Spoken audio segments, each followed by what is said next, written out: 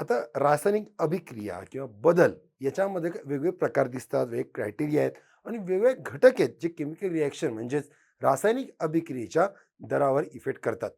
तेच इथं आज आपण बघणार आहोत. सुरुवातीला जे प्रकार बघू, कोणकोणते प्रकार आहे, बदल म्हणजे काय ते आपल्याला बघायचं आहे. जर बदल म्हटलं तर 2 प्रकारचे बदल आपल्याला दिसतात. एक असतो तो असतो भौतिक बदल आणि दुसरा असतो रासायनिक बदल. म्हणजेच काय? Physical change and chemical change. म्हणजे याचं उदाहरण द्यायला घेतलं तर आपण दूध उकळलं, पाणी कमी होणार, पण बाकी परत पाणी टाकलं, दूध परत वाढणार. म्हणजे केमिकल प्रॉपर्टी चेंज झाल्या नाहीयेत. रासायनिक संरचना चेंज झाली नाहीये. ही परत काय करता येते? रिव्हर्स करता येते. पण त्याच वेळी दूध नासलं, परत दूध करता येते का रे? नाहीये. म्हणजे ही कशी आहे? इरिव्हर्सिबल आहे. सोबतच दुधाचं कंपोझिशन पण चेंज होणार आहे. रासायनिक संरचना सुद्धा चेंज होणार आहे. अगोदर लॅक्टोज होता, नंतर लॅक्टिक ॲसिड झालाय. म्हणजे या मूलभूत गोष्टी तुम्हाला दिसतील. मग रासायनिक बदल आणि भौतिक बदल होत असताना अजून एक घटक येतो, तो म्हणजे उष्णता. रिएक्शन बघत असताना तुम्हाला या साईडनं असतात अभिक्रियाकारक म्हणजे रिएक्टंट्स आणि या साईडनं असतात उत्पादक म्हणजे प्रॉडक्ट्स. असं असताना तुम्हाला एकतर इथं एखादं साईन असं दिसेल किंवा इथं अशी साईन दिसेल उष्णतेची. याच्यावरही कळतं की अभिक्रिया कोणत्या प्रकारची आहे. म्हणजे जसं की बाणावरती त्रिकोण आहे, याला ओमेगा म्हणतात. याचा अर्थ असतो की याला उष्णता दिली आहे, म्हणजे याने उष्णता ॲब्झॉर्ब केली आहे, म्हणून हिला म्हणतात उष्माग्राही. म्हणजेच काय? एंडोथर्मिक. म्हणजे ज्याला उष्णता द्यावी लागते. किंवा आपण मध्ये प्रश्न पडला होता की डीओ मारलं की थंड का वाटतं, तापामध्ये पाण्याच्या पट्ट्या का लावतात? कारण ते उष्णता शोषून घेतं. कारण ते उष्माग्राही प्रक्रिया आहेत. बरोबर. मग दुसरीकडं जेव्हा मी ॲरो दाखवून उष्णता दाखवतो, तर याचा अर्थ असतो की उष्णता देतंय.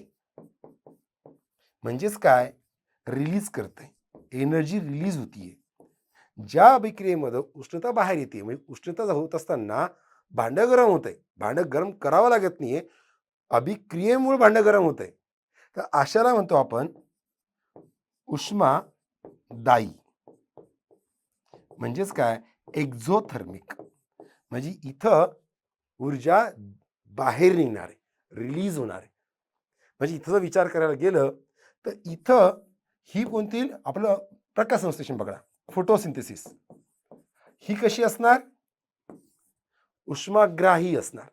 पण त्याच वेळी रेस्पिरेशन म्हणजे श्वसनामध्ये ग्लुकोजचं ऑक्सिडेशन करून आपण एनर्जी मिळवतोय, म्हणजे रेस्पिरेशन हे काय असणार? उष्मादायी असणार आहे. फरक कळतोय ना? मग यासोबत अजून एक प्रकार पडतो की रिॲक्टंटचं स्वरूप कसं आहे. जर समजा दोघांनी मिळून एक बनवला, म्हणजे दोघांचा काय झाला? संयोग झाला. याला संयोग अभिक्रिया किंवा कॉम्बिनेशन रिॲक्शन असं म्हटलं जाईल. पण जर समजा एकाच रिॲक्टंटचे 2 भाग झाले, म्हणजे त्याचं काय झालं? विघटन झालं. म्हणजे ही प्रक्रिया कोणती? विघटन प्रक्रिया. यालाच डिकम्पोजिशन प्रक्रिया असंही म्हणतो आपण. मग हे वेगवेगळ्या प्रकारे होईल. कधी ऑस्टिक म्हणजे उष्णतेचा सहारा देऊन म्हणजे थर्मल डिकम्पोजिशन, इलेक्ट्रोलिसिसच्या मदतीनं इलेक्ट्रोलिटिकवालं, रेडिएशन फोटोलिटिकच्या मदतीनं, बरोबर. त्यानुसार जर समजा ए बी कंपाऊंड आहे आणि तो सी सोबत रिॲक्ट झाला आणि या सीनं बीला रिप्लेस केलं आणि झाला बी. आता हा रिप्लेस का करतो? कारण याच्यासाठी एक स्पेसिफिक रिॲक्टिव्हिटीचा क्रम आहे की कोणते एलिमेंट्स दुसऱ्या एलिमेंटपेक्षा रिॲक्टिव्ह आहेत. याला सिक्वेन्सला एक ट्रिक पण सांगेल तुम्हाला मी. सगळ्यात जास्त रिॲक्टिव्ह पोटॅशियम, त्यानंतर सोडियम, सोडियमला नायट्रियम म्हणतो आपण, नंतर येतो लिथियम, त्यानंतर कॅल्शियम, मग मॅग्नेशियम, मग ॲल्युमिनियम. कणाली का मग आली. म्हणजे हा सगळ्यात जास्त रिॲक्टिव्ह. म्हणजे जर समजा के आणि एम जी असेल, तर अशा वेळेस हा के या एम जीला रिप्लेस करेल आणि वेगळा काढेल. कळतंय? हे समजून घ्या बरं का. आणि सगळ्यात कमी रिॲक्टिव्ह कोण असेल? हे असं काय वाढत चाललंय. आणि दुसरीकडे सगळ्यात कमी रिॲक्टिव्ह आहे आपला एयू म्हणजे गोल्ड. त्यानंतर सिल्वर, मर्क्युरी, कॉपर. हे लक्षात ठेवा, सगळ्यात जास्त महाग जो आहे ना तो नोबल मेटल आहे, राजधातू आहे, सगळ्यात जास्त महाग. सोडियम हे लिस्ट रिॲक्टिव्ह, सगळ्यात कमी रिॲक्टिव्ह, वाढत चाललंय. राहिलेला क्रम लक्षात. यानुसार ही जी प्रक्रिया होतीये यालाच म्हणतात विस्थापन प्रक्रिया, म्हणजेच कोण आपली डिस्प्लेसमेंट रिॲक्शन. आणि जर 2 वेळा झालं असेल तर त्याला म्हणणार मी डबल